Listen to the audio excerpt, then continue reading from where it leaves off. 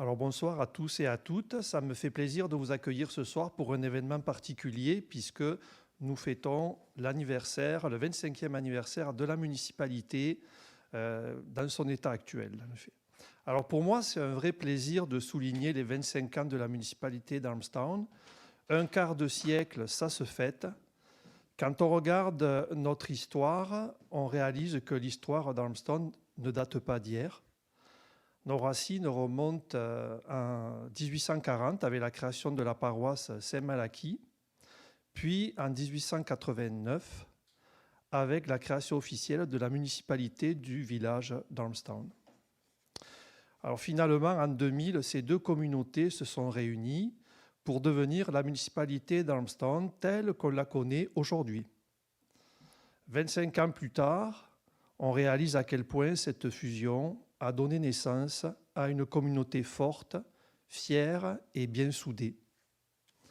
Ce soir, on veut reconnaître celles et ceux qui ont tenu la barre pendant ces derniers 25 ans. Des femmes et des hommes qui ont porté la vision d'Armstown à travers les défis, les projets et l'évolution de notre histoire municipale, de notre histoire collective. Alors, dans l'ordre chronologique que je vais vous les présenter, certains et certaines plutôt sont parmi nous ce soir. Alors, donc c'est essentiellement nos maires et mairesses depuis la fusion. Alors, je commencerai par Madeleine Gregg Embo, qui a été mairesse de 1997 à 2001, qui est présente avec nous ce soir, et donc qui a été la mairesse du début des 25 ans, dans le fond, de la municipalité. Monsieur John McCaig, de 2001 à 2008, aujourd'hui décédé. Luc Lavigueur, de 2008 à 2009. Jacques Lapierre, de 2009 à 2013, aujourd'hui décédé, et dont l'épouse, Madame Suzanne Hutchinson, est également des nôtres ce soir. Jean Côté, de 2013 à 2014. Christian Soucy, de 2014 à 2017. Jacques Lapierre, de 2017 à 2021, déjà cité pour un deuxième mandat, et Madame Christine McAleer, de 2021 à 2025, présente parmi nous ce soir. Votre présence ou celle de vos familles honore non seulement votre engagement, mais aussi la continuité de tout un parcours collectif. Grâce à vous, Armstown a évolué et grandi. Vous savez, si on se rassemble aujourd'hui, c'est pour rendre hommage à une grande aventure humaine, celle de notre municipalité. Parce qu'une municipalité, ce n'est pas juste des règlements et des réunions de conseil, c'est aussi des gens qui s'impliquent, qui débattent, qui s'entraident, qui se retroussent les manches pour embellir leur coin de pays. C'est ça, Armstown, c'est un endroit où le sens du nous, le sens collectif, l'emporte sur le moi, l'individuel. Je veux maintenant saluer nos employés municipaux. Ce sont eux qui chaque jour tiennent la machine debout, souvent loin des projecteurs, avec rigueur, compétence et cœur. Que ce soit au bureau, sur la route, dans les parcs ou sur les chantiers, ils incarnent la municipalité par leur savoir-faire et leur proximité avec les citoyens et les citoyennes. Merci sincèrement pour votre professionnalisme, votre loyauté, votre fierté d'appartenir à notre communauté. Je veux aussi remercier les conseillères et les conseillers municipaux qui se sont succédés depuis l'an 2000. Des gens de milieux variés, avec leurs convictions, leurs idées, mais un même but, faire avancer la municipalité. Si la municipalité est solide aujourd'hui, c'est grâce à ce relais constant de leadership et à cette diversité au service du bien commun. Je voudrais aussi souligner l'implication des citoyennes et des citoyens, que ce soit pour les OBNL, les organismes communautaires, tous les comités, associations sportives, associations culturelles, associations d'entraide. C'est votre énergie qui fait battre le cœur d'Armstown. Grâce à vous, notre municipalité n'est pas seulement bien gérée, elle est vivante, fière, humaine et profondément solidaire. Alors, comme nouveau maire, avec à peine 3 semaines dans mes fonctions, je me sens privilégié de marcher dans les traces de celles et ceux qui ont bâti tout ça avant moi. Leur travail, leurs valeurs et leurs visions sont devenus les fondations sur lesquelles on continue de construire aujourd'hui. Merci à toutes les personnes présentes ce soir, aux anciens élus, aux employés, aux bénévoles et aux familles qui, après année, bâtissent et font rayonner notre municipalité. À toutes et à tous, un grand merci.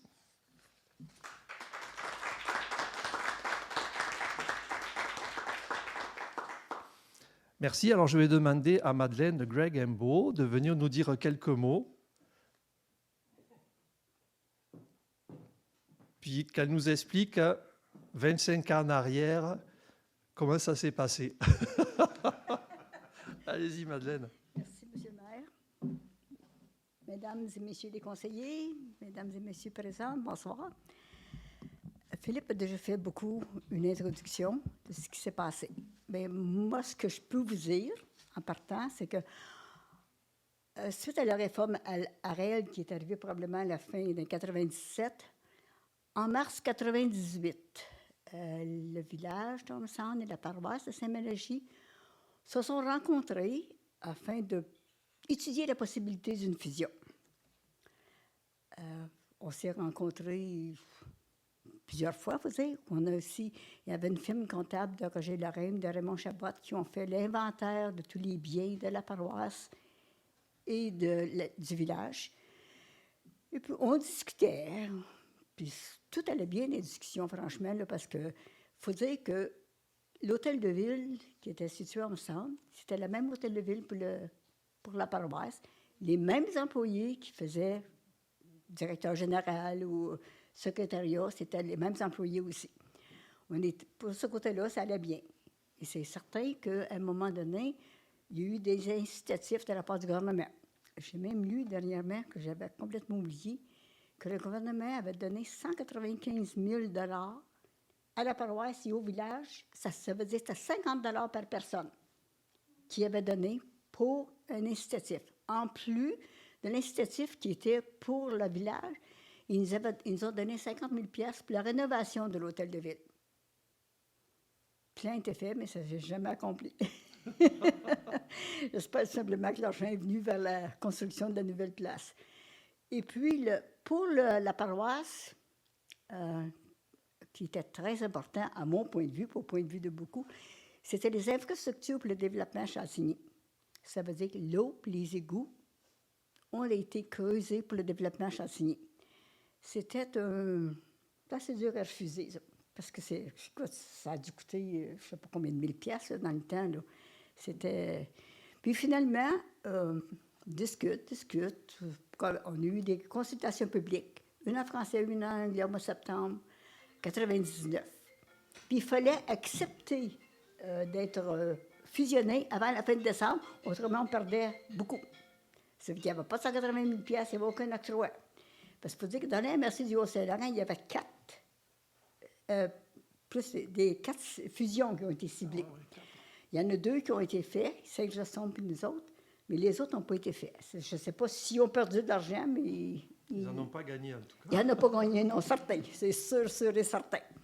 Ensuite, à la fusion, Mme Louise Harel, qui était ministère des Affaires municipales à l'époque, nous a envoyé une lettre le 25 janvier 2000 disant qu'il était pour publier le décret 2000-6, je pense, pour accepter notre fusion, qui a été fait pas longtemps après. Et au mois de mai de la même année, c'était le 7 mai, je pense, il y a eu élection pour le nouveau conseil. Mais ce qu'on avait discuté, parce qu'on avait même été à Québec, il a rencontré M. Merson puis moi, il avait été discuté qu'on avait demandé d'avoir 8 conseillers au lieu de 6 pour le premier terme. Ça veut dire 4 de la paroisse puis 4 du village. C'est ce qui a été fait. C'est que les conseillers qui avaient été élus pour la paroisse, il y avait André Bergevin, Stephen Lalonde, Jean-Claude Varin puis Bill Bryson. Et puis le village, il avait été élu Luc Lavigueur, Daniel Daou, John McCaig puis Maurice Filion. C'était tout de même, ça a bien été, ça s'est bien continué. La seule hic que je pourrais dire, là, qui s'est passée, qu'on a eu parlé plus durant les négociations, c'est que les paroissiens, ils n'étaient pas d'accord, et puis ils appelaient ça l'entretien des trottoirs, qui n'était pas nécessairement ça. Là. C'était comprenaient les infrastructures aussi. C'est-à-dire qu'ils ne comprenaient pas que tout le monde vient à l'école, à l'hôpital, aux banques, au commerce, au post-office. Tout venait au village. Fait que ça, c'était un petit accrochage qui n'a pas été fort, là, parce que finalement, ils utilisent autant que nous. Pas à 100%, je dirais, mais les enfants à l'école, là, tout était dans le temps, tout était dans le village. Je suis pas mal sûre que tous les commerces, les restaurants, tout était réellement dans le village. Oui. Mais en tout, d'un bord de l'autre, là, ça a très bien réussi. Ben, bravo. Okay. Si vous avez des questions, ça essayez de répondre. Votre conclusion, ça serait quoi? C'est une réussite collective? C'est réellement été une réussite, parce qu'il y avait trop de biens en commun. Oui, voilà. C'était facile. Ça n'a pas été, on n'a pas eu des grosses discussions. On perdait. Okay, le village n'a pas été gagnant plus que ça. C'est sûr que la paroisse a payé un petit peu plus cher de taxes, mais le taux était minime dans le temps. C'était très minime. Ça pas, je ne me souviens pas, je vais regarder dans les procès-verbaux, mais le taux était minime, puis je pense pas qu'on a diminué non plus le taux dans la paroisse. S'il a diminué, il était très minime aussi, parce que ça n'a pas beaucoup. Ben, merci pour votre témoignage, très apprécié. Partez pas trop vite, Madeleine, parce que là, il va falloir signer le livre d'or de la municipalité. Donc, vous, Madame Hutchinson et Madame McCarrier, vous allez venir signer le livre d'or de la municipalité pour laisser une trace de l'événement pour les générations futures. Hein. Le livre est déjà assez épais. Là. Oui. C'est le livre de souvenirs. Là. Fait que ça prend... avez-vous un crayon? Merci. À partir d'ici, là, vous pouvez mettre un mot et signer. Je ne sais pas trop parce que...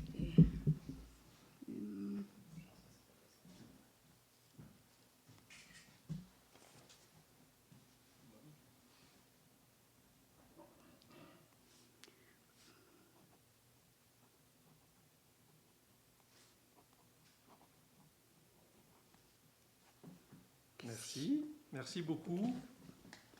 Madame Macalier.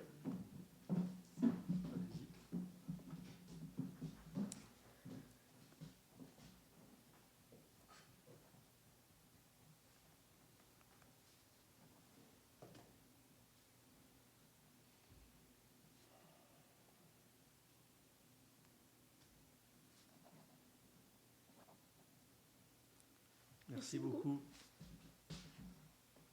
Madame Hutchinson. Le crayon est à vous.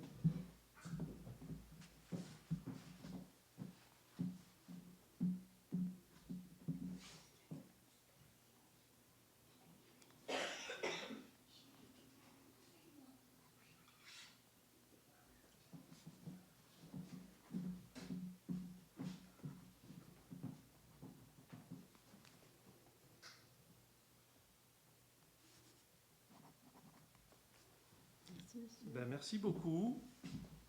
Donc ça met fin à la partie filmée puis qui va être enregistrée pour être placée au début de l'assemblée publique de ce soir. Alors merci. On se retrouve pour la deuxième partie, c'est-à-dire l'assemblée publique. Merci.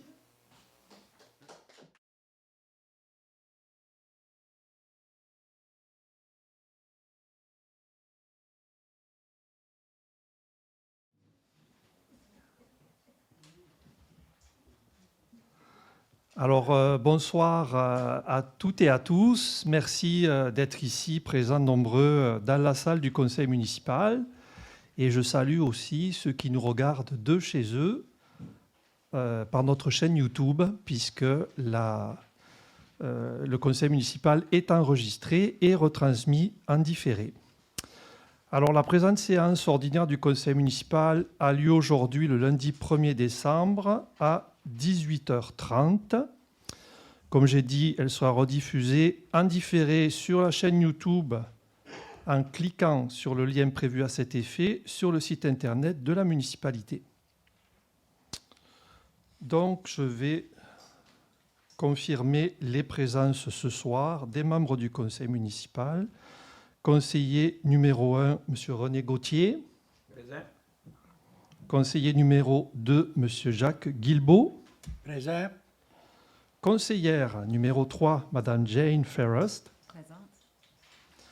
Conseiller numéro 4, M. Michel-André Aymon. Présent. Conseillère numéro 5, Mme Valérie Taillefer. Présente. Et conseiller numéro 6, Robert Gregg. Présent. Donc, le quorum est atteint, puisqu'on est tous là. Puis donc, moi, Philippe Bezombe, maire de la municipalité. Monsieur Daniel Leduc, directeur général, et Madame Maître Antonina Rodavina, greffière et directrice des affaires juridiques, sont également présents. Tous les membres du conseil présents attestent avoir reçu l'avis de convocation, incluant l'ordre du jour, le tout dans les délais prescrits par le Code municipal du Québec.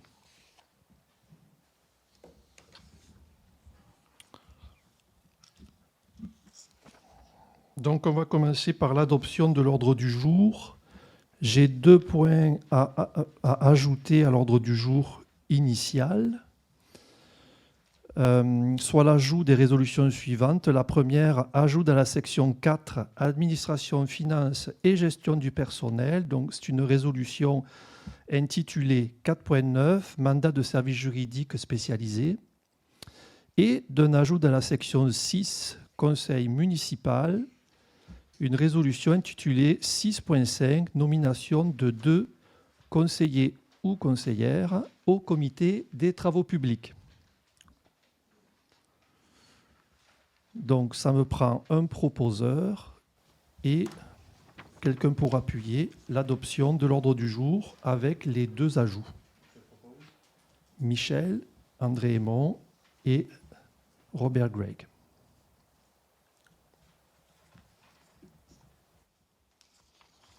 Adoption du procès-verbal de la séance ordinaire tenue le 17 novembre 2025. Il y a un petit ajustement pour les conseillers, vous l'avez reçu. Donc, au point 9.2, le 4e attendu, c'était inscrit tel que je vais le dire, et je vais vous dire les corrections en même temps. Attendu que le règlement de zonage numéro 148-2023 exige une façade minimale de 45 mètres, en fait c'est 46 mètres, dans la zone AD-6 au lieu de AD-R. Ça va ? Donc, ça me prend un proposeur, un secondeur. Valérie Taillefer propose. Jane Ferrust appuie. Merci. Je vais replacer mes choses un peu. Je teste le micro sur le côté. Là, alors, il faut que je place mes affaires comme il faut. Là. Alors, point 4.1. Donc, on est dans le point 4, administration, finances et gestion du personnel. Point 4.1, liste des comptes à payer au 1er décembre 2025. Donc, la liste des comptes à payer a été déposée aux conseillers et aux conseillères qui en ont pris connaissance. Et il est proposé d'approuver la liste des opérations financières en date du 1er décembre 2025, c'est-à-dire aujourd'hui, jointe au procès-verbal à l'annexe A pour un montant total de 394 888,21 $.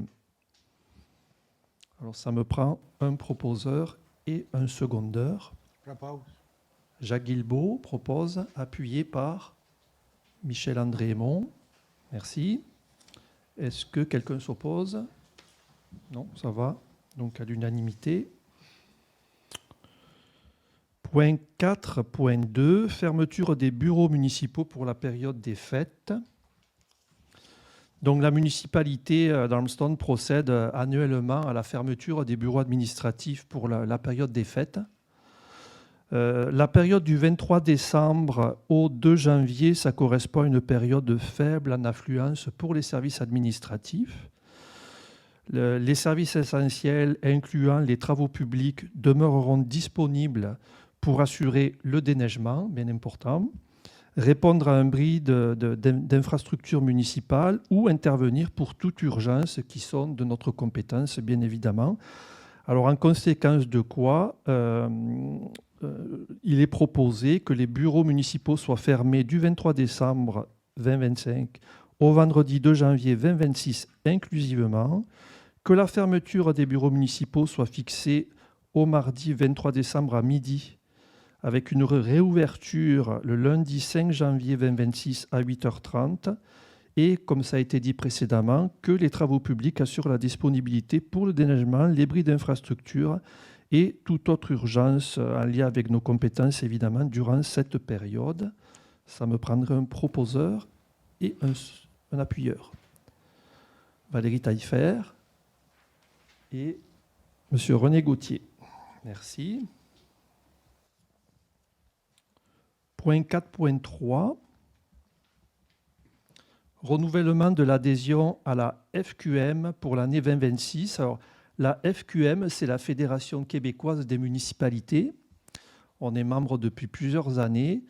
Puis je vous dirais que ça donne beaucoup de services. Surtout, on peut faire appel à leur expertise. Il y a des formations aussi. D'ailleurs, les élus, on va suivre 2 formations samedi de cette semaine et le samedi d'après toute la journée.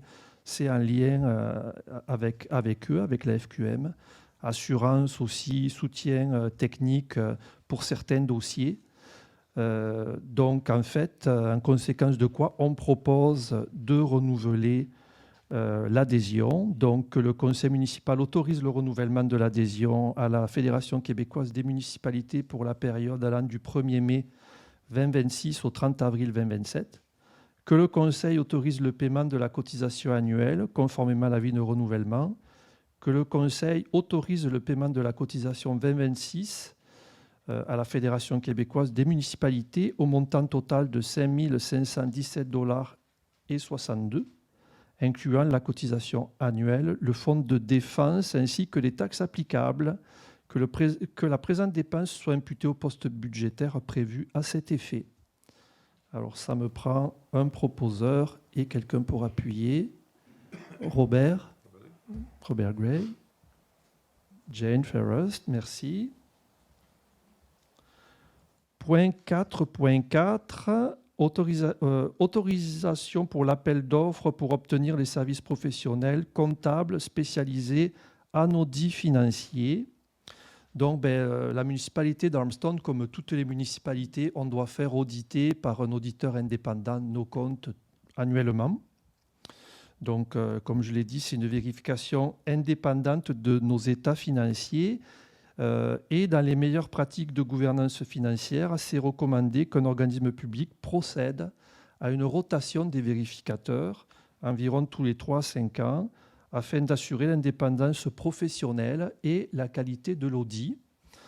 Bon, nous, ça fait 10 ans que c'est les mêmes, donc c'est toujours temps de bien faire. Donc, ce qui est proposé en conséquence, c'est que le Conseil autorise la préparation et la publication d'un appel d'offres pour des services professionnels comptables visant l'audit des états financiers de la municipalité d'Armstrong. Les documents d'appel d'offres comprennent un formulaire de soumission, un bordereau de prix, un devis de service et une entente de confidentialité.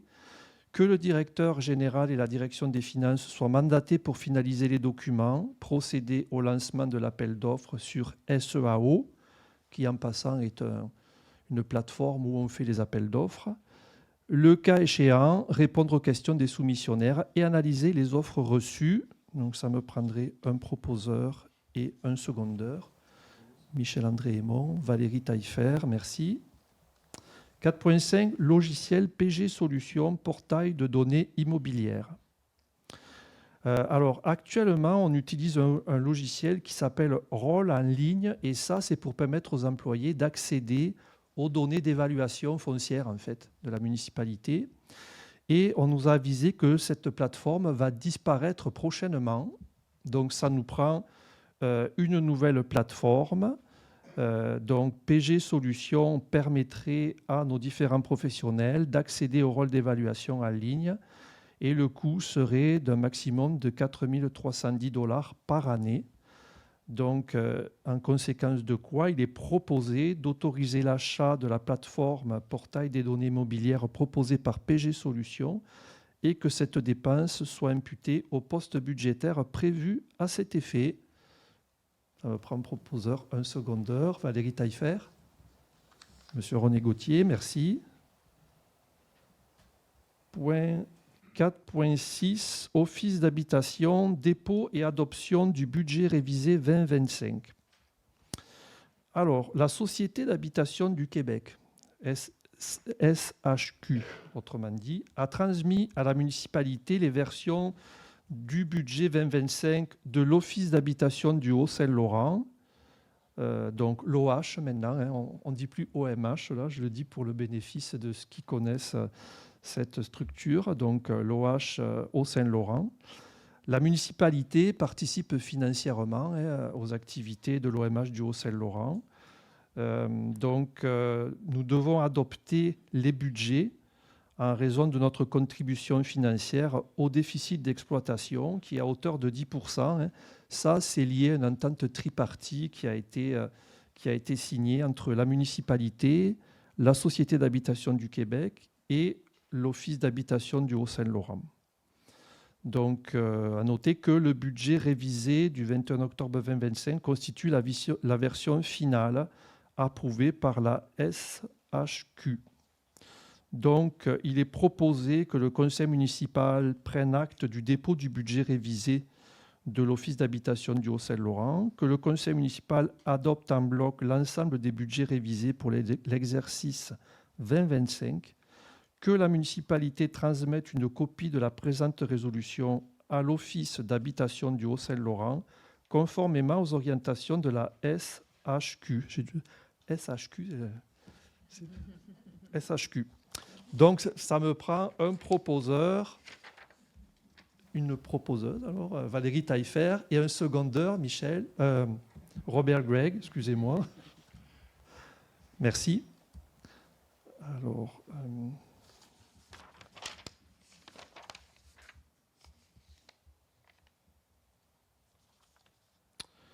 parfait. Le point, je veux juste voir. J'ai dit 4.6, ça fait 4.7. Hein. 4.7,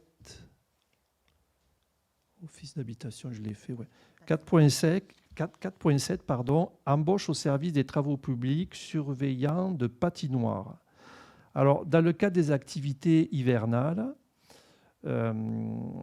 qui sont organisées par la municipalité dispose de 2 patinoires qui sont accessibles aux citoyens. Il est nécessaire d'assurer l'entretien des patinoires ainsi que la sécurité des usagers. Donc, à cette fin, la présence de surveillants de patinoires s'avère essentielle. Un affichage de poste a été effectué. Les candidatures ont été reçues. Celles-ci répondent adéquatement aux besoins du service des travaux publics. Donc, en conséquence de quoi, il est proposé d'établir les conditions de travail, la date d'embauche ainsi que les dates de fin d'emploi dans les contrats de travail des 10 employés, lesquels prévoient une durée maximale de 12 semaines, d'autoriser la direction des ressources humaines à signer pour et au nom de la municipalité tout document nécessaire à la conclusion de ces contrats de travail, lesquels seront imputés au budget de fonctionnement de la municipalité. Alors, ça me prend un proposeur, un secondeur, René Gauthier, Jane Ferrest, merci. Point 4.8, embauche au service des travaux publics, chauffeur surnuméraire à service de déneigement. Donc, pour vous expliquer un petit peu, la municipalité veut retenir les services d'employés occasionnels pour la saison hivernale au service des travaux publics à titre de chauffeur pour le déneigement des routes. Je n'ai pas besoin de vous préciser que c'est essentiel comme service pour assurer l'entretien des routes afin qu'elles demeurent dégagées et sécuritaires pour les usagers. Alors, un affichage de poste a été effectué et des candidatures ont été reçues. Il s'agit de Marc-Antoine Poisson-Picard et John R. Clough. Ces candidatures répondent adéquatement aux besoins du service des travaux publics. Donc, il est proposé d'autoriser l'embauche de chauffeurs occasionnels pour la saison hivernale 2025-2026, M. Marc-Antoine Poisson-Picard et M. John R. Clough.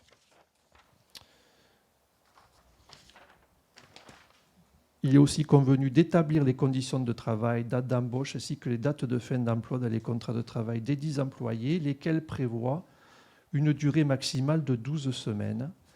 La directrice des ressources humaines a signé pour et au nom de la municipalité tout document nécessaire à la conclusion de ces contrats de travail, lesquels seront imputés au budget de fonctionnement de la municipalité. Ça me prend un proposeur et un secondeur. Michel-André Aymon, Jacques Guilbeault.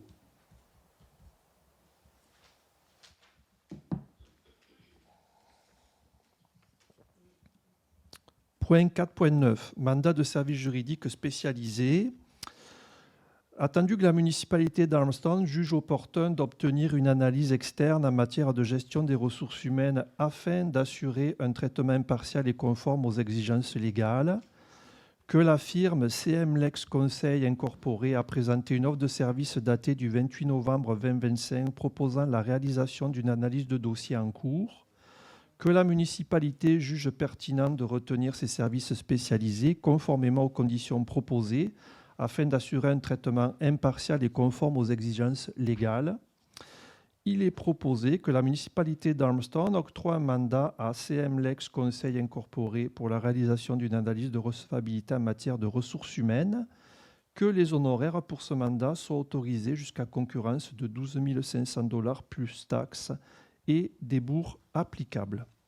Ça me prend un proposeur et un secondeur. Valérie Taillefer, Robert Gregg.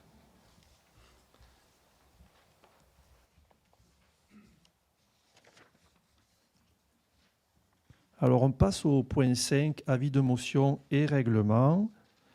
Point 5.1, adoption du deuxième projet de règlement 148.2-2025, modifiant le règlement 148-2023 relatif aux mini-entrepôts. Donc, en fait, je vais vous résumer qu'est-ce qu'il en est. En fait, il s'agit de modifier à la grille des usages, donc de modifier la grille des usages, en fait, afin de permettre la construction d'entrepôts sur le lot concerné, qui est le lot numéro 148. Attendez, non, ça c'est le règlement. Le lot 140, non, ça c'est pas lui. Je vais le trouver. 6 338 471. Donc ça c'est le numéro de lot concerné. Donc permettre la construction d'entrepôts sur ce lot que je viens de citer. Et juste dire que c'est spécifique à ce lot-là. C'est vraiment, il y a déjà des mini-entrepôts à côté de ce lot-là. Donc, le lot qui est mitoyen, on permettrait la construction d'entrepôts dans le fond, juste à côté. Donc, il est proposé de prendre acte du dépôt de la présentation de ce deuxième projet de règlement numéro 148.2-2025, modifiant le règlement de zonage numéro 148-2023 de la municipalité d'Armstrong, d'adopter le deuxième projet de règlement numéro 148.2-2025 tel que présenté, dispense complète de lecture étant faite, considérant que chacun des membres du Conseil atteste que le dit règlement a été porté à leur attention et qu'ils ont eu le temps d'en comprendre le sens et la portée.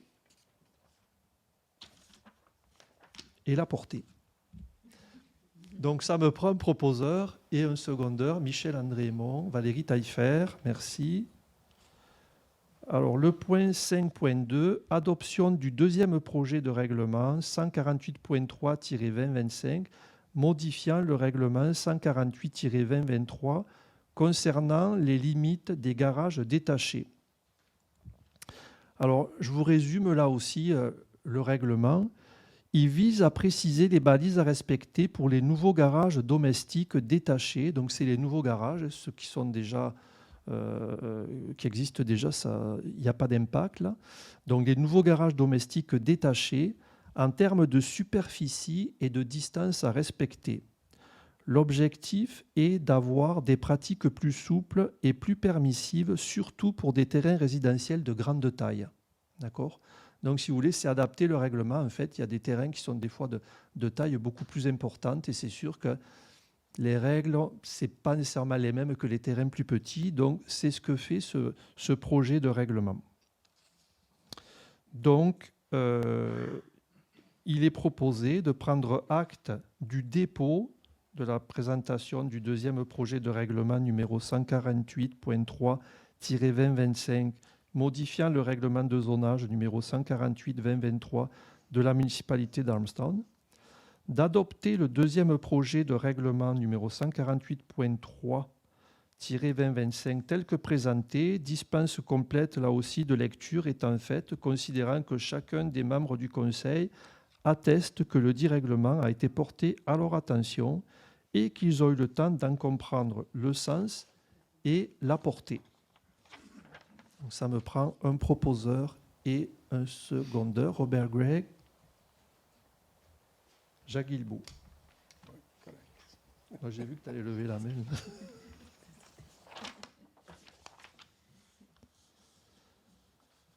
Alors, 5.3, adoption du projet de règlement 145.1-2025 modifiant le règlement numéro 145-2023 relatif à la démolition d'immeubles. Donc, en fait, pour vous expliquer, dans ce règlement-là, il y a une précision qui a été apportée à l'article 4.1. Et en fait, ce qu'on vient préciser, c'est que le règlement concerne les immeubles construits avant 1940. Donc, autrefois, ce n'était pas précisé, mais c'était une coquille, en fait, parce qu'il ne s'applique qu'aux immeubles construits avant 1940. Donc, pour résumer, pour les démolitions, les immeubles construits avant 1940, ils doivent passer au comité de démolition. Il y a une procédure particulière. Et pour les autres, il y a une décision qui est prise, mais c'est par les inspecteurs. Donc, quand ils sont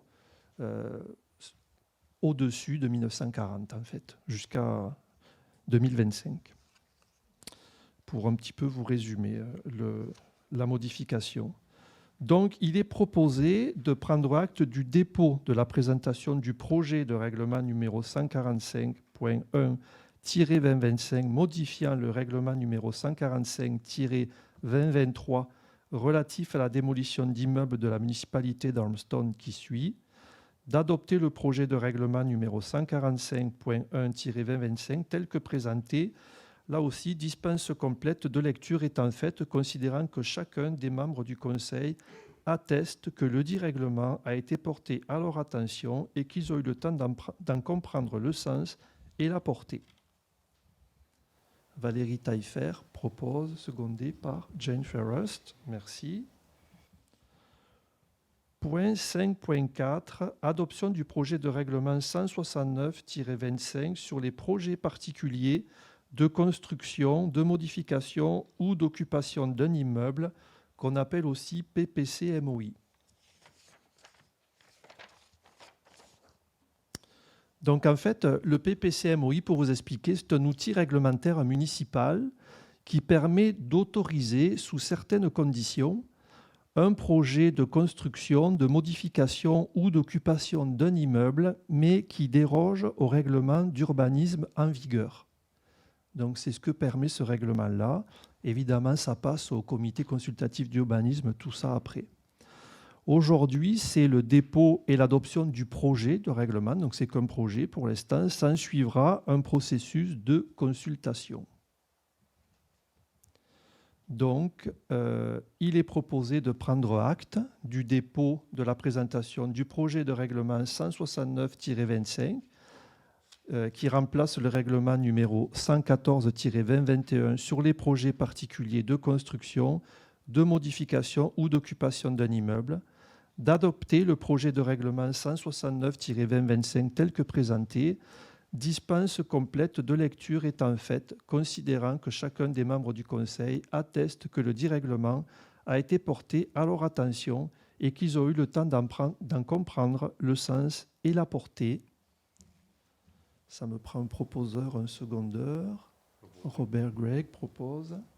René Gauthier appuie, merci.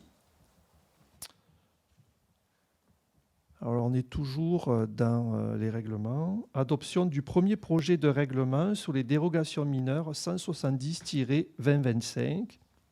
Vous allez voir, ça ressemble un peu au point précédent, là, mais ça touche des règlements différents, mais c'est un peu la même logique. Donc, ce règlement, en fait, il permet d'autoriser, sous certaines conditions, des projets de construction, d'aménagement qui ne respectent pas toutes les dispositions du règlement de zonage. C'est ça, ça ouvre la place à un peu de souplesse, mais sous condition et avec des outils de contrôle quand même, hein. Donc là aussi, c'est l'adoption du projet aujourd'hui. Donc, il est proposé de prendre acte du dépôt de la présentation du projet de règlement 170-2025 qui va remplacer le règlement numéro 21-2006 sur les dérogations mineures, d'adopter le projet de règlement 170-2025 tel que présenté, dispense complète de lecture étant faite, considérant que chacun des membres du Conseil atteste que le dit règlement a été porté à leur attention et qu'ils ont eu le temps d'en comprendre le sens et la portée. Je me prends un proposeur, Valérie Taillefer, un secondeur, René Gauthier, merci.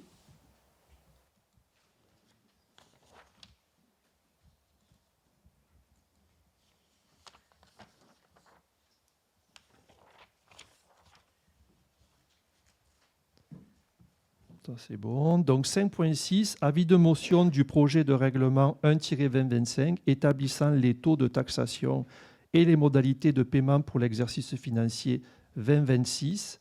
Donc là, on met la table pour la prochaine rencontre du 17 décembre sur le budget. Il y a des prérequis, c'est des avis de motion.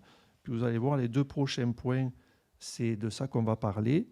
Donc, dans le fond, il est proposé un avis de motion à l'effet qu'à une séance subséquente de ce Conseil, il sera déposé pour adoption le règlement numéro 1-2026 modifiant le règlement 1-2025 établissant les taux de taxation et les modalités de paiement pour l'exercice financier 2026. Ça me prend un conseiller ou une conseillère pour soutenir. Michel-André Aymon, merci.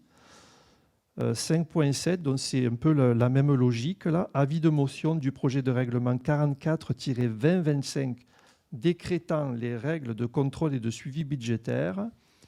Donc, avis de motion sera donné par un conseiller à l'effet qu'à une séance subséquente de ce Conseil, il sera déposé pour adoption le règlement numéro 44-2025 modifiant le règlement 44-2024 décrétant les règlements de contrôle et de suivi budgétaire.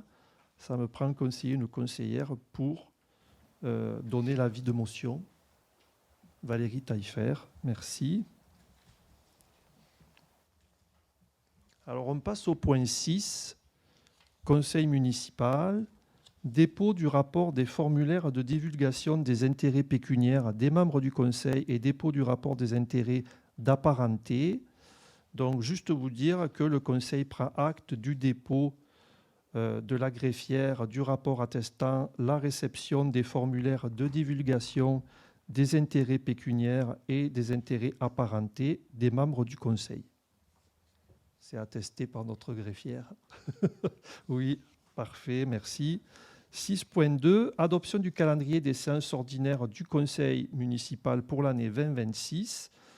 Donc, dans le fond, il y a un article qui est l'article 148 du Code municipal du Québec qui dit qu'avant le début de chaque année civile, on doit fixer le calendrier des séances ordinaires. C'est l'objectif de ce point-là. Donc, dans le fond, il est proposé que le calendrier des séances ordinaires du Conseil municipal pour l'année 2026 soit adopté tel que présenté ci-dessous. Là, je ne vais pas lire toutes les dates pour ne pas allonger la rencontre. Là, ça sera sur le site internet de la municipalité. Les conseillers, vous l'avez vu. Donc, que ce calendrier, d'ailleurs, soit publié sur le site internet de la municipalité, affiché à l'hôtel de ville, conformément aux exigences du Code municipal du Québec. Que toutes les séances ordinaires du conseil auront lieu à l'hôtel de ville, situé au 5 rue Gale, Armstone, à 18h30. Donc, ça me prend un proposeur, un secondeur, Robert Gregg, Michel-André Aymon, merci.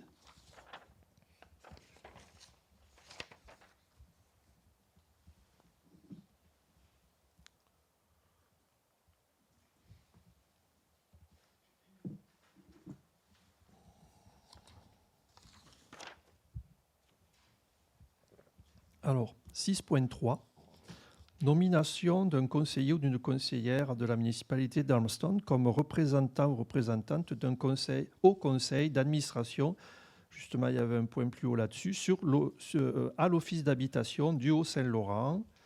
Donc, vous savez que l'Office administre des logements sociaux et communautaires destinés aux citoyens du territoire, conformément aux lois et programmes en vigueur, et la municipalité doit désigner un représentant au sein du conseil d'administration de l'Office afin d'assurer une participation de la municipalité aux décisions et à la gouvernance de l'organisme.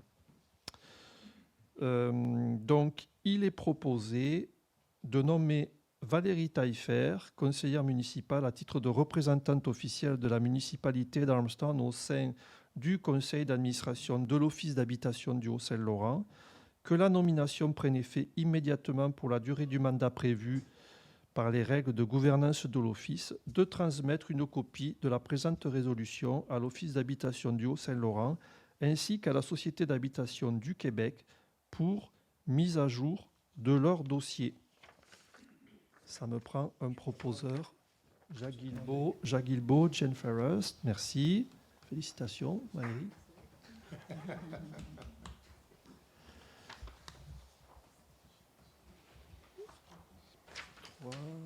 6.4.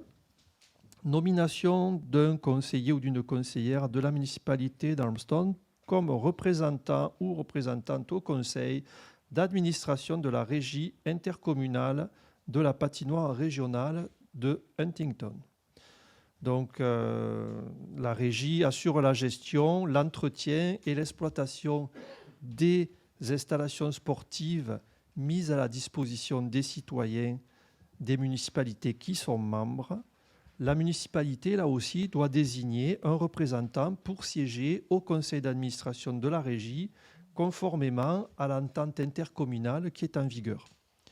Alors, il est proposé de nommer Jacques Guilbeault, conseiller municipal, à titre de représentant officiel de la municipalité d'Armstone au conseil d'administration de la régie intercommunale de la patinoire régionale de Huntington, que cette nomination prenne effet immédiatement et demeure valide pour la durée du mandat prévu par l'entente régissant la régie, de transmettre une copie de la présente résolution à la régie intercommunale de la patinoire régionale de Huntington pour mise à jour de ces dossiers.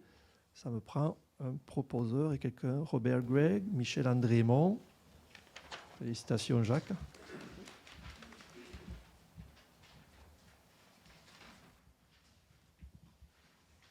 Alors, le point 6.5, nomination de 2 conseillers au comité des travaux publics. Attendu que la municipalité d'Armstone maintient un comité des travaux publics chargé de formuler des recommandations au conseil sur les infrastructures, les réseaux municipaux et les opérations du service des travaux publics. Ce comité doit être, entre autres, composé de membres du conseil municipal, donc 2. Le mandat des membres actuels arrive à échéance, dans le fond, logiquement, là. Et il y a lieu de procéder à 2 nominations de conseillers pour siéger au comité des travaux publics. Alors, il est proposé de nommer les conseillers suivants à titre de membres du comité des travaux publics, Jacques Guilbeault et René Gauthier, que ces nominations prennent effet et demeurent valides pour la durée du mandat prévu.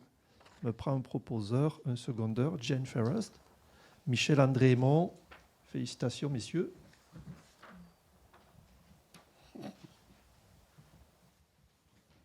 Alors on va passer au point 7, travaux publics et services techniques. Alors point 7.1, résultat de l'ouverture des soumissions et l'annulation de l'appel d'offres ORM 2025-12-1, forage exploratoire pour la recherche d'eau.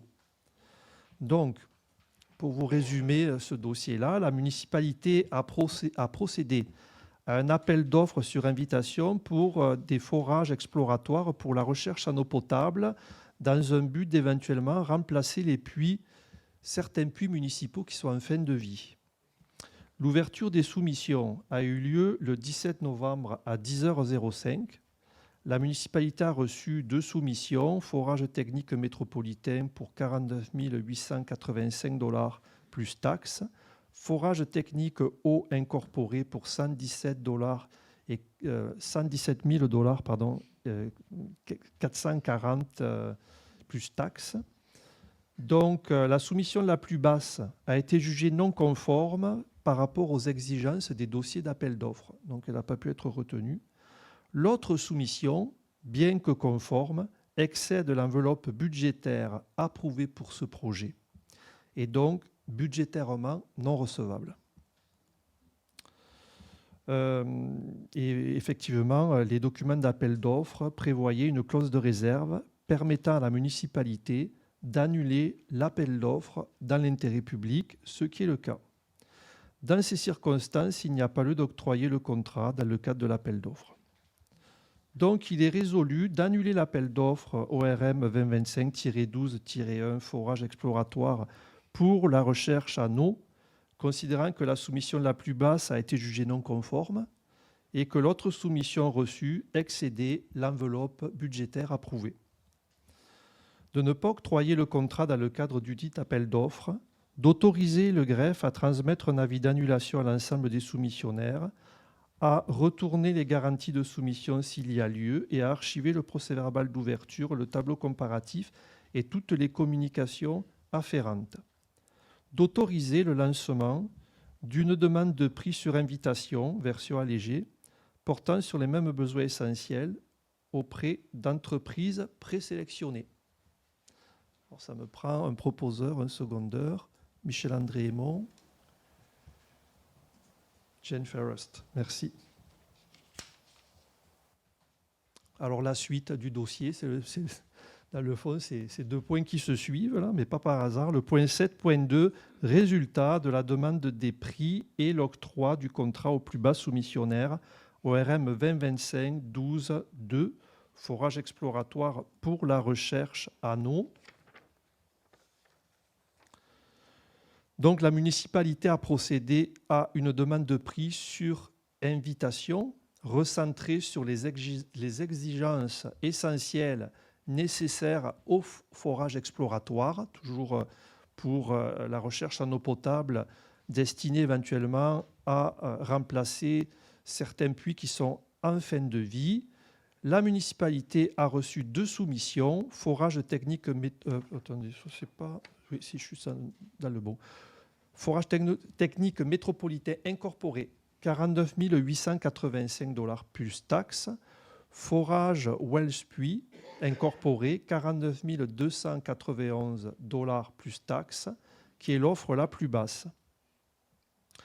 L'analyse recommande l'octroi au plus bas, conformément à la demande de prix et au règlement de gestion contractuelle applicable. Il est donc proposé d'octroyer le contrat relatif au forage exploratoire pour la recherche en eau à Forage Wells Puits incorporé pour un montant de 49 291 $ avant taxe, selon les termes et conditions de la soumission de la municipalité et dans le cadre de la demande de prix, d'autoriser la direction générale, le greffe et toute personne désignée à signer tout document requis pour donner plein et effet à la présente, incluant l'avis d'octroi, le bon de commande et ou le contrat, et à convenir des modalités d'exécution conformes aux documents de la demande de prix de mandater le service responsable pour assurer le suivi d'exécution, la coordination des essais et la remise en état des lieux conformément aux obligations du soumissionnaire.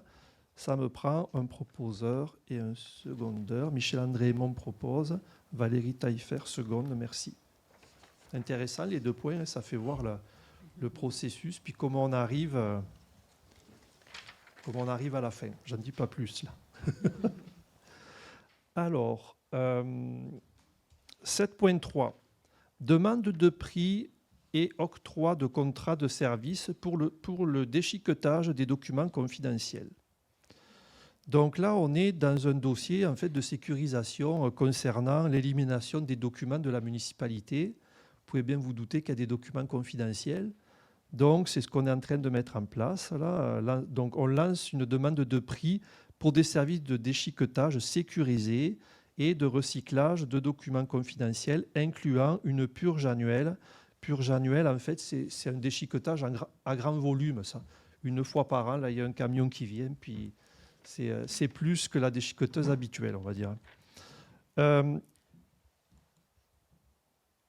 On a eu 2 offres qui ont répondu, donc Shred It et Accès, et une qui n'a pas répondu, Iron Mountain.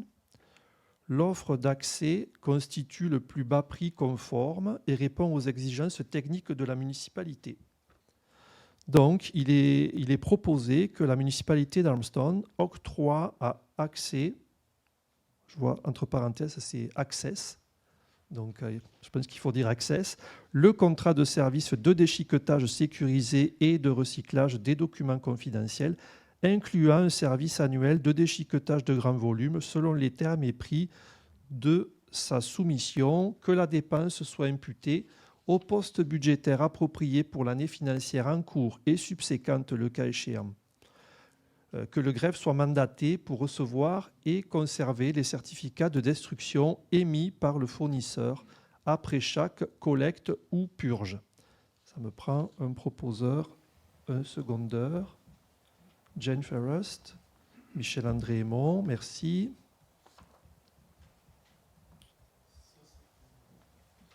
« 7.4 Octroi de contrat de déneigement et entretien des patinoires à Golin SL pour 4 ans. » Donc, la municipalité a procédé à une demande de soumission pour l'entretien hivernal des patinoires, des parcs, des érables et du mât. 2 demandes formelles ont été transmises, soit à M. Alex Golin et à l'entreprise RMSA. À la date limite de réception des soumissions, un seul soumissionnaire a déposé une offre conforme, soit M. Alex Golin, au montant de 4 500 $ par année avant taxe. Le dit soumissionnaire propose également de maintenir ce tarif pour une période totale de 4 ans, pour un montant global de 18 000 $ avant taxe. L'offre reçue est conforme et avantageuse pour la municipalité. La municipalité a été pleinement satisfaite du travail effectué par M. Golin lors de la saison 2024-2025, lequel a donné des résultats positifs. Il est nécessaire d'assurer un service de déneigement efficace afin de maintenir l'accessibilité des patinoires municipales et d'alléger la charge de travail des employés municipaux. Il est donc proposé d'octroyer à M. Alex Golin le contrat de déneigement des patinoires des parcs des érables et du mât pour une durée de 4 ans, au montant de 18 000 $ avant taxe, de fixer les périodes annuelles du mandat comme suit. Première année, 14 décembre 25 au 15 mars 26, deuxième année, 13 mars 26 au 14 mars 27, troisième année du 12 décembre 27 au 12 mars 28 et quatrième année du 17 décembre 28 au 11 mars 29, d'imputer la dépense au poste budgétaire approprié prévu à cet effet et enfin d'autoriser la direction générale à signer tout document nécessaire pour donner effet à la présente résolution. Ça me prend un proposeur, un secondeur, Jacques Guilbault, René Gauthier. Merci. Demande de prix pour la préparation du système de ventilation dans le local des suppresseurs.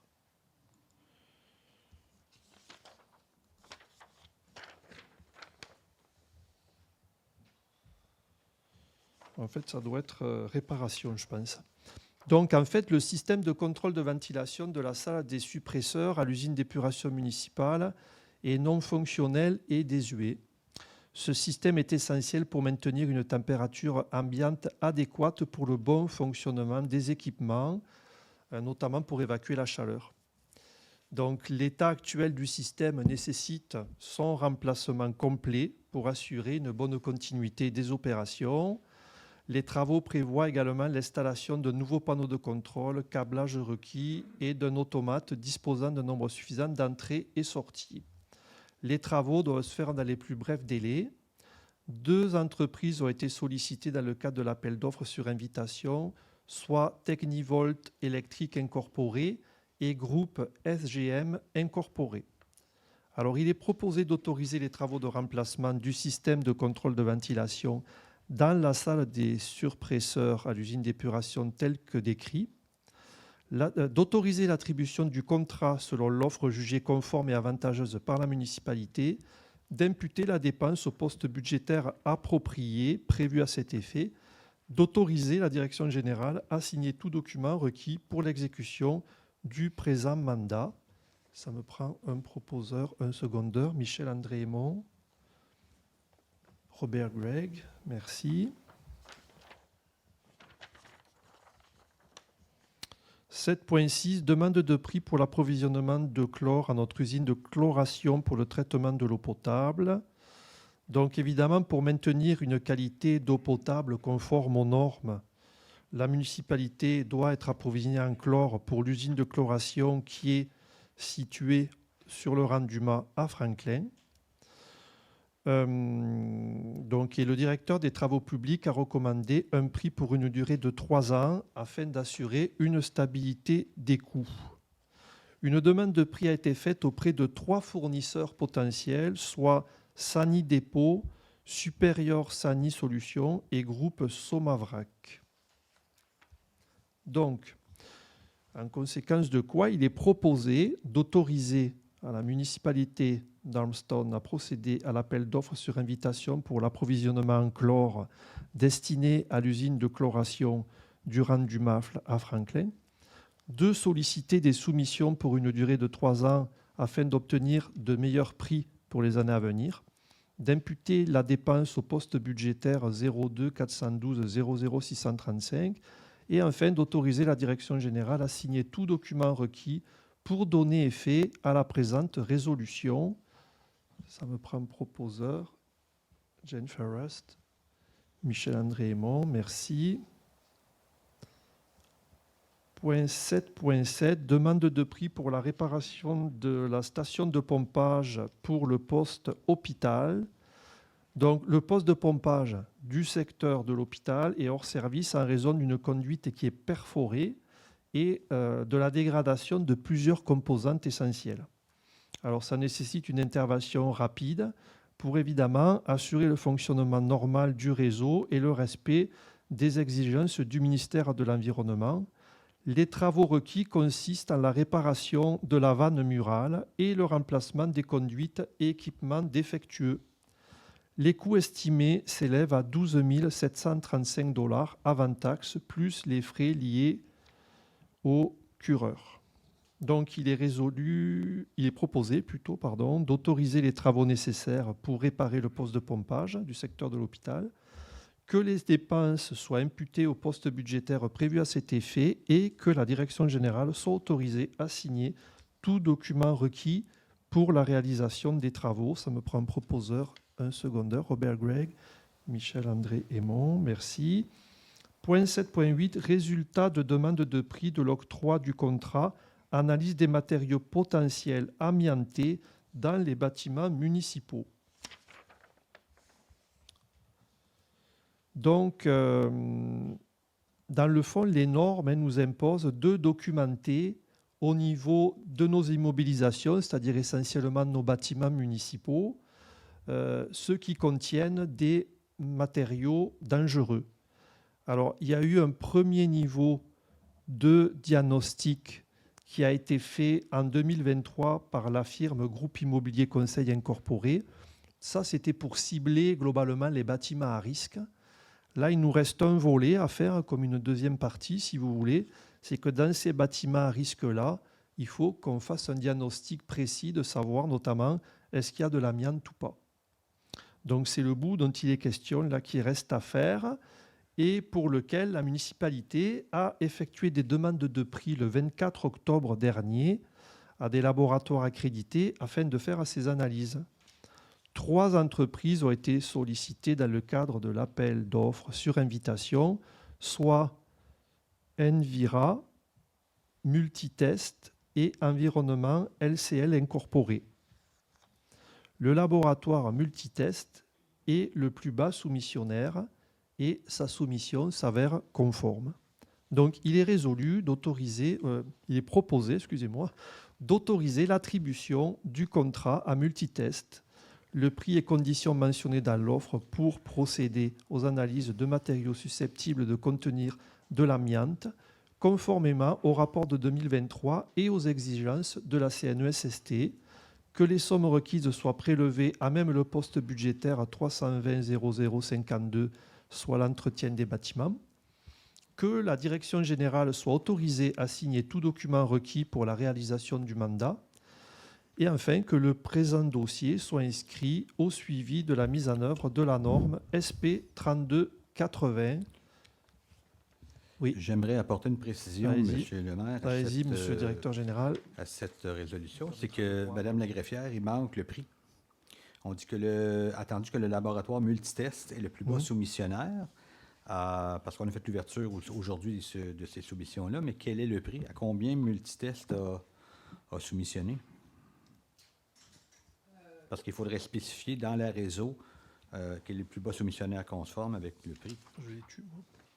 Nous avons reçu le prix, toutefois, c'est par rapport à notre ingénieur, elle a fait des faux calculs parce que les prix qu'ils ont reçus, c'est par rapport au nombre d'échantillons différents. Donc, elle a remis ça au nombre d'échantillons à 200 échantillons, ce qui nous donne un prix estimé de 12 000, mais je peux vous présenter le prix exact. Parce que le présentement, en tout cas, Monsieur le maire, moi, comme directeur général, je ne peux pas accepter cette résolution-là, effectivement, étant donné qu'il n'y a pas de prix, donc il faut avoir une précision là-dessus. On pourra l'insérer. Donc, à la limite, si nous aurons une séance spéciale du Conseil après le fait qu'on après le sursoit conseil pour du budget. l'instant.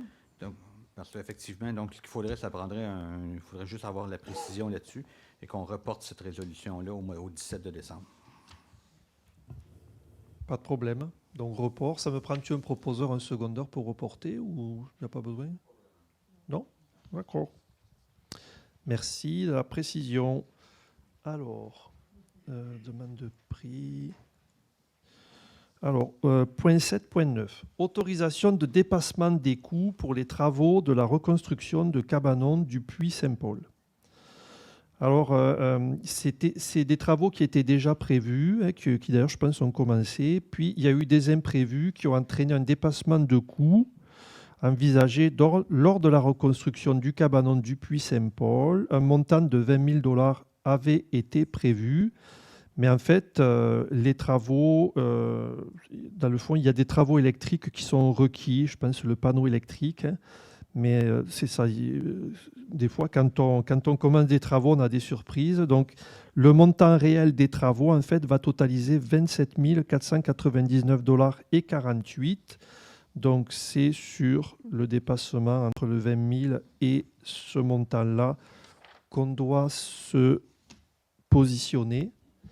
Et ce qui est proposé, dans le fond, c'est d'autoriser le paiement total des travaux pour la construction du cabanon du Puy Saint-Paul, soit 27 499,48 $, taxes incluses, et d'imputer la dépense au poste budgétaire à 02 412 00 521. Valérie Taillefer, Michel-André Aymon, merci. Le point 8, sécurité incendie, il n'y avait rien pour aujourd'hui. Le point 9, urbanisme.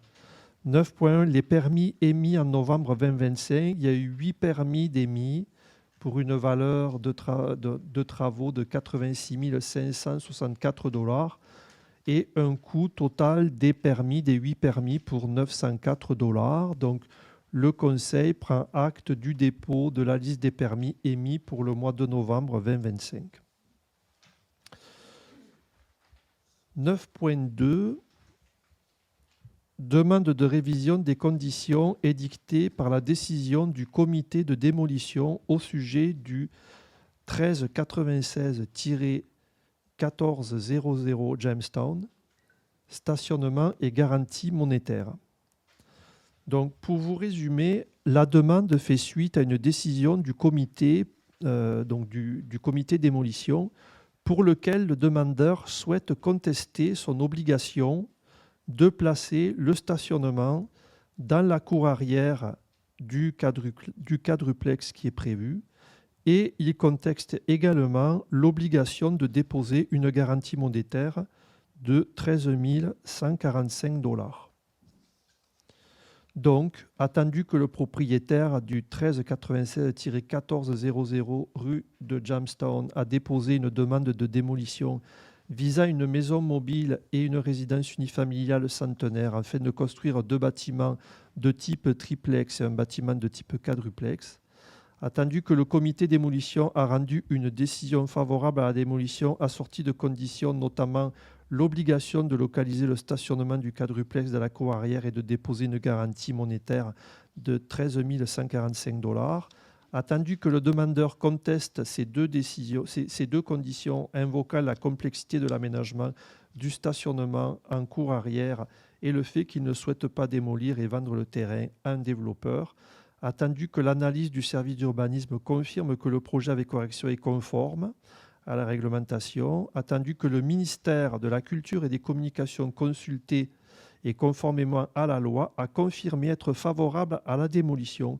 pour des raisons de sécurité en raison de l'état de délabrement avancé du bâtiment, attendu que la demande de modification des conditions repose principalement sur des considérations financières liées à une éventuelle vente et non sur une contrainte technique ou urbanistique, attendu que la garantie monétaire exigée constitue un outil essentiel pour assurer l'exécution complète des travaux de démolition et le bon déroulement du projet de remplacement et qu'une souplesse injustifiée créerait un précédent indésirable, il est proposé de maintenir la décision du comité de démolition, de rejeter la demande de contestation présentée par le propriétaire du 1396-1400 rue de Jamestown, de maintenir intégralement les conditions imposées par le comité de démolition telles que décrites au sommaire décisionnel concernant l'obligation de localiser le stationnement dans la cour arrière, l'obligation de déposer une garantie monétaire de 13 145 $. Que la présente résolution soit transmise aux demandeurs et au service de l'urbanisme pour y donner suite, conformément au règlement 145-2023 sur la démolition. Ça me prend proposeur, un secondeur, René Gauthier, Jeanne Ferrest, merci. Point 9.3, demande d'appui par résolution d'une demande d'aliénation d'une partie de l'eau pour des fins d'exploitation agricole. Là, je vais vous résumer le point. En fait, la demande a été adressée à la municipalité concernant l'achat d'une parcelle de terrain. Et en fait, ce qu'on nous demande, c'est un appui en vue d'une demande d'aliénation d'une partie de l'eau. Donc, aliénation, c'est comme une vente, si vous voulez, d'une partie de l'eau parce que le demandeur veut agrandir son exploitation acéricole. Donc, il veut augmenter ses entailles, en fait. Et c'est une étape qui est requise pour lui s'il veut déposer le dossier à la CPTAQ, qui est la Commission de protection du territoire agricole du Québec. Donc, la demande n'a aucun impact sur l'homogénéité des environs. La demande n'a pas d'impact négatif sur les pratiques agricoles ou d'exploitation dans les environs. La demande est conforme au règlement d'urbanisme de la municipalité ainsi qu'au schéma d'aménagement de la MRC du Haut-Saint-Laurent. Et pour présenter une telle demande à la Commission de protection du territoire agricole du Québec, le Conseil doit se prononcer sur celle-ci par voie de résolution. Donc, il est proposé d'appuyer la dite demande afin d'obtenir de la CPTAQ une autorisation d'aliéner, subdiviser le lot 5 806 864 afin qu'il soit annexé au lot 5 806 863 de la municipalité d'Ormston pour la pleine jouissance et utilisation agricole de ce dernier. Ça me prendrait un proposeur, un secondeur. Robert Gregg, Michel-André Aymon.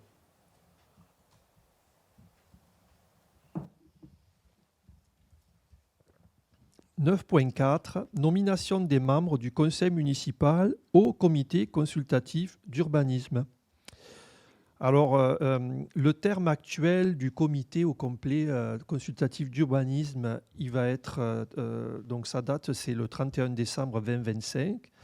Donc, conformément à la composition qui est prévue, le comité consultatif d'urbanisme comprend 2 membres du conseil et en tenant compte que le maire y siège d'office. Donc, on doit nommer un représentant du conseil pour compléter la représentation et il est proposé de nommer le conseiller Robert Gregg à titre de membre du comité consultatif d'urbanisme, de fixer la durée du mandat à 2 ans, soit du 1er janvier 2026 au 31 décembre 2028, ou jusqu'à ce que le conseil procède à une nouvelle nomination, et de prendre acte que le maire siège d'office au comité consultatif d'urbanisme. Il me faut un proposeur, un secondeur. Valérie Taillefer, Jane Ferris, pour changer un peu, parce que vous levez tous la main. Ben, bravo, Robert. Merci. Alors, dans la même logique, appel de candidature au comité consultatif d'urbanisme. La municipalité, donc, pour les raisons que j'ai indiquées tout à l'heure, le comité, son mandat finit au 31 décembre 2025. Donc la municipalité doit pouvoir 3 sièges destinés à des citoyens et des citoyennes au sein du comité consultatif d'urbanisme. Les mandats des membres issus du public sont d'une durée de 2 ans. Et le terme actuel des membres en poste, je l'ai dit, sera échu plutôt au 31 décembre 2025. La municipalité souhaite procéder à un appel public de candidature afin d'assurer une sélection transparente, équitable et représentative. Donc il y a lieu aussi de préciser les modalités d'appel, les critères admissibles, les documents requis, la date limite de dépôt et le processus de sélection des candidats. Donc il est proposé de lancer un appel de candidature du public en vue de pourvoir les 3 sièges de citoyens-citoyennes au comité consultatif d'urbanisme pour des mandats de 2 ans à compter du 1er janvier 2026 qui se termineront le 31 décembre 2028 ou jusqu'à la nomination de remplaçants par le conseil, de prévoir la période de mise en candidature qui sera du 2 décembre 2025 jusqu'au vendredi 19 décembre 2025, de fixer les critères d'admission comme suit. Résider à Ormston et être âgé de 18 ans ou plus, démontrer un intérêt pour l'urbanisme et une bonne connaissance du milieu, être disponible pour des rencontres, principalement en soirée, s'engager à respecter la confidentialité, le code d'éthique et à déclarer tout intérêt pouvant entraîner un conflit d'intérêts. De prévoir que les candidatures seront analysées par l'administration et que les nominations seront ensuite entérinées par résolution du conseil municipal, de mandater la direction générale pour publier l'avis d'appel de candidature sur les canaux officiels de communication de la municipalité et au besoin dans tout autre média approprié. Alors ça me prend un proposeur, un secondeur. Michel-André Aymon, Robert Gregg, merci.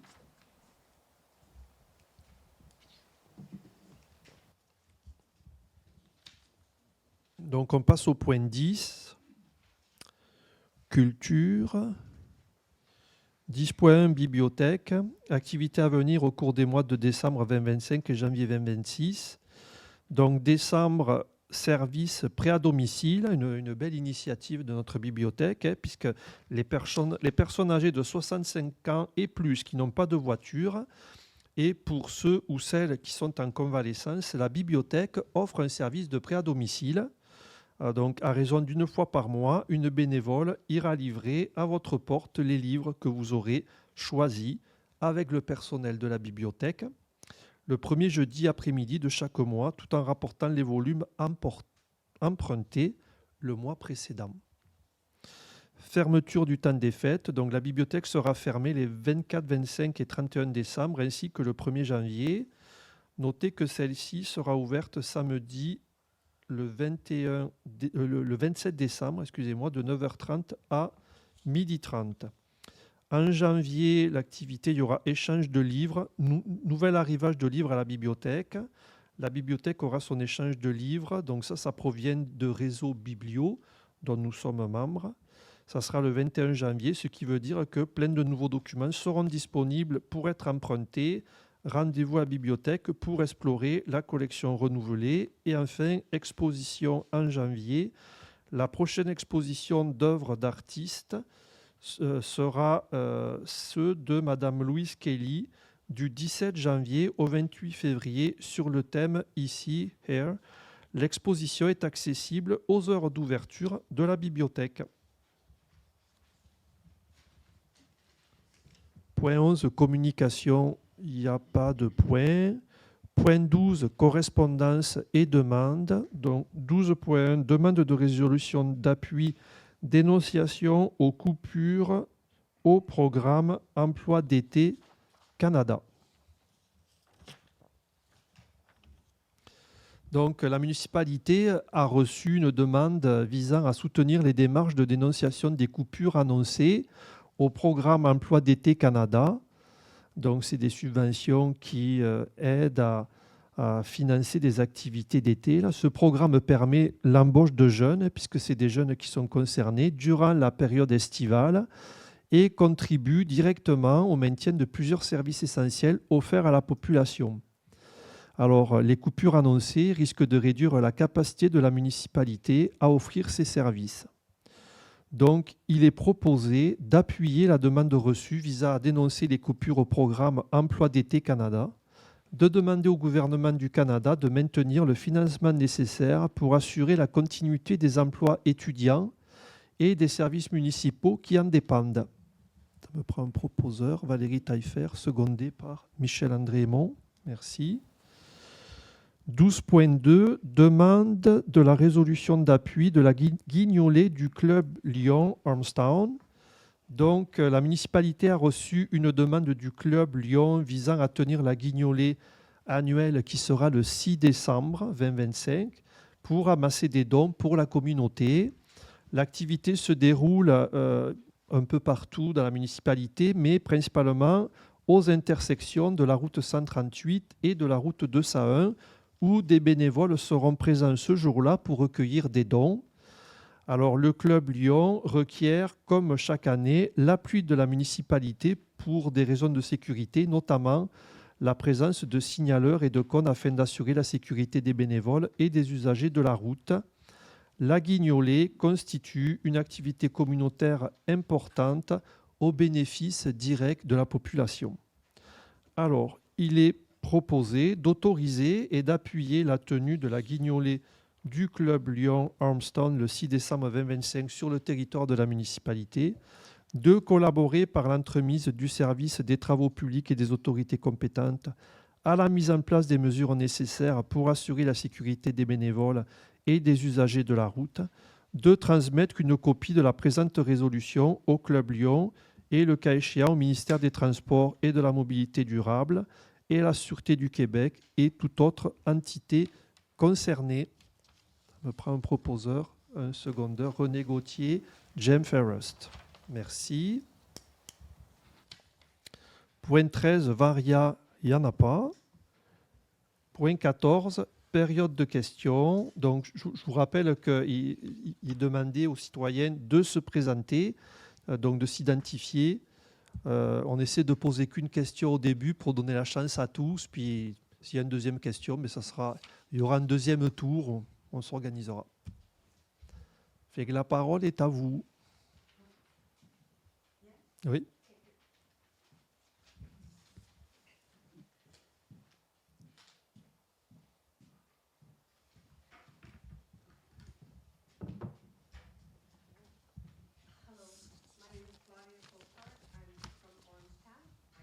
Rather. I have two questions, but I'll just do the one. The shredding. I believe the school had a truck this summer for shredding papers. On Earth Day. In April. It was a big, big truck that came. If I can answer, I think our documents are a little more sensitive than the high schools. Okay. I think we have But they to- shred it there. No, I agree, but I mean, still, it's a service that guarantees confidentiality and the proper dispersal and disposal of the documents. So it is something that is highly important and a little more, I think, important than the high school. But it was for everybody. No, it's for everybody. Okay. I'm saying our documents, I think, are, a Okay. little more Well, I sensitive. always figured once it's shredded with all these papers. It's Okay. surprisingly not, I hear but you. yes. Okay. Next question is if. Attendez juste, excusez-moi un Ouais. instant. Je rappelle aux membres du conseil que pour prendre la parole, vous devez attendre que je vous la donne. Oh, excuse me. Désolé. Je t'ai laissé aller, là. Désolé. Ça fait But I trois- got the answer. It's okay. Ça fait 3 semaines, on est là. Puis, oui, puis les réponses doivent être en français. Tu avais quelque chose? Je voulais compléter par rapport à ça, vu que j'avais partie de l'organisation là, du Forum du Jour de la Terre. Okay. On a réussi à payer ce service-là pendant 2 ans, mais je ne sais pas si ce comité-là va avoir encore le budget cette année. Okay. Si ce n'est pas encore garanti. Okay. Another question on the same thing. If you get a shredder truck, will the Ormstown people be able to bring their papers also? Normalement, c'était ouvert à tous. Oui. Oui? Juste allumer ton micro pour répondre. T'approcher. Valérie, tu as la parole. Mais oui, normalement, quand le comité du Forum là, l'ouvre, c'est pour tout le monde. Oui. Okay. I have another question real quick. We used to have a Christmas party in Ormstown in the town. But last year, I believe we weren't allowed to have it. And Ouais. Il y a LBA, comme vous savez, qui organise quelque chose, mais pour l'instant, je ne pense pas qu'il y ait plus de prévu. Je ne sais pas si les conseillers, vous avez conseillère. Ça n'a pas l'air cette année, Non. well, I know they were talking about wanting to have it, but because they refused last year, Mhm. they didn't approach anybody this year. Okay. C'est un point qu'il faudra voir pour l'année prochaine. Good, good. Thank you. Mais c'est un très bon point. Merci. Avez-vous... Oui. Oui. Oui. Michel, vas-y. Attends. Pour le recyclage aussi, la firme, ça comprend aussi des boîtes sécurisées qu'on va pouvoir mettre le papier à l'intérieur, puis la boîte ne pourra pas être ouverte. C'est seulement que la firme qui va pouvoir venir les ouvrir et déchiqueter les papiers. C'est pour ça aussi qu'on fait affaire à la firme. Merci. Oui, bonjour. Hi, my name is Jesse Roskis from the Ormstown Observer. I'm also the president of the Ormstown Soccer Club and a very involved member of the community, concerned about always transparency and the community being given what they're told. On the 17th of September, we had our meeting at CVR regarding the future of the library. The original agenda for October 2nd actually included the results of that report from Edefika that was commissioned to analyze the situation and summarize basically the meeting that we had.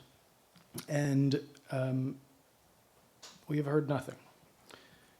I think it's about time that at least we get some answers. And so I leave it to you. Merci. Donc, je vais résumer, puis vous compléterez.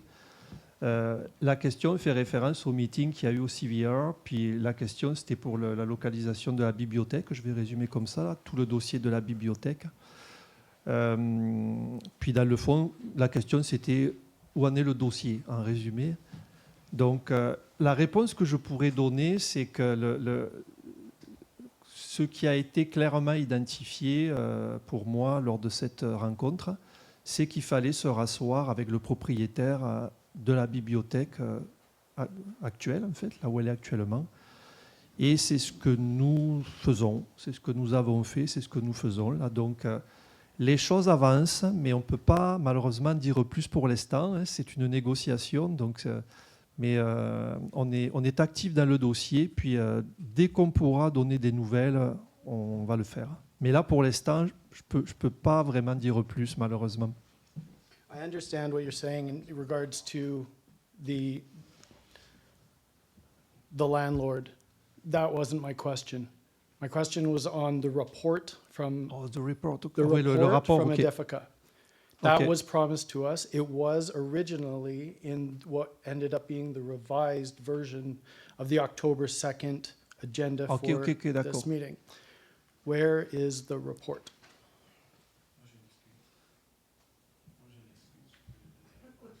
Monsieur le directeur général, le rapport.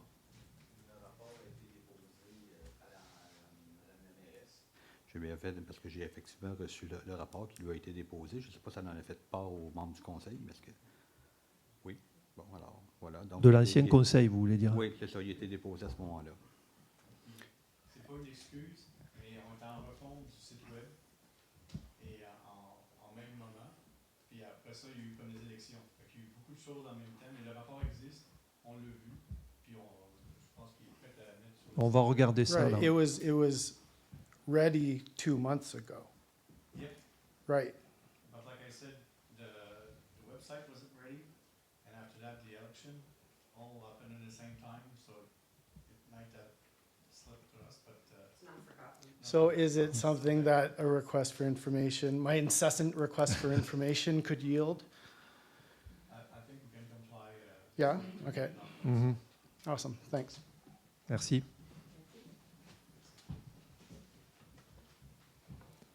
Avez-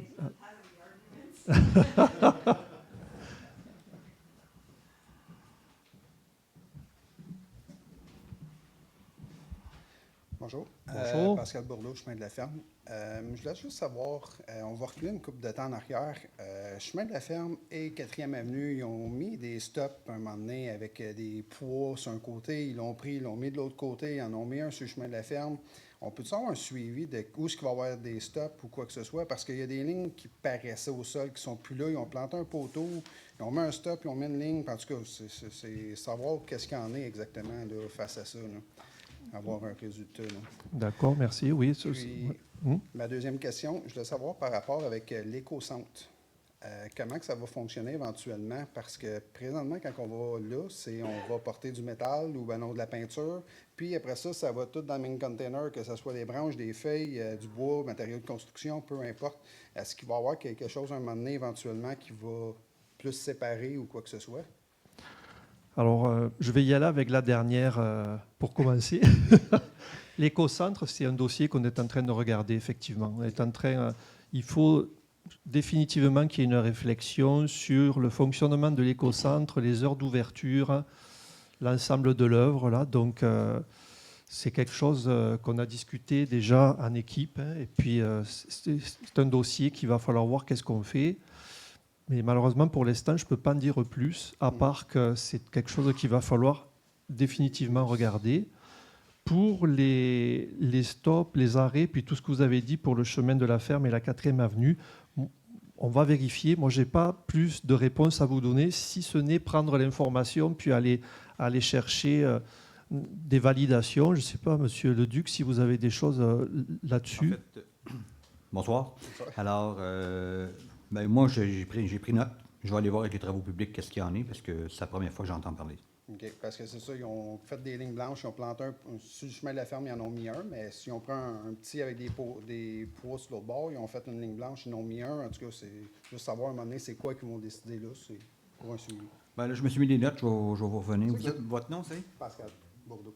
Pascal Bourbeau. Bourdeau. Bourdeau. Parfait. Merci.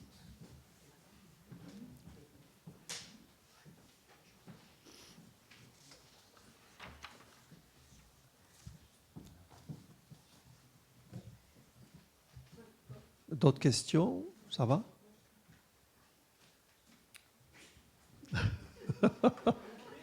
Ben écoutez, merci beaucoup. À moins que non, ça va, pas de regret. Sinon, on va se revoir bientôt, hein, tous les mois. Fait qu'écoutez, merci beaucoup. Et alors, donc, ça va me prendre un proposeur, un secondeur pour relever la séance. Jacques Guilbeault, Jen Ferrest, merci beaucoup. Et à bientôt. Merci.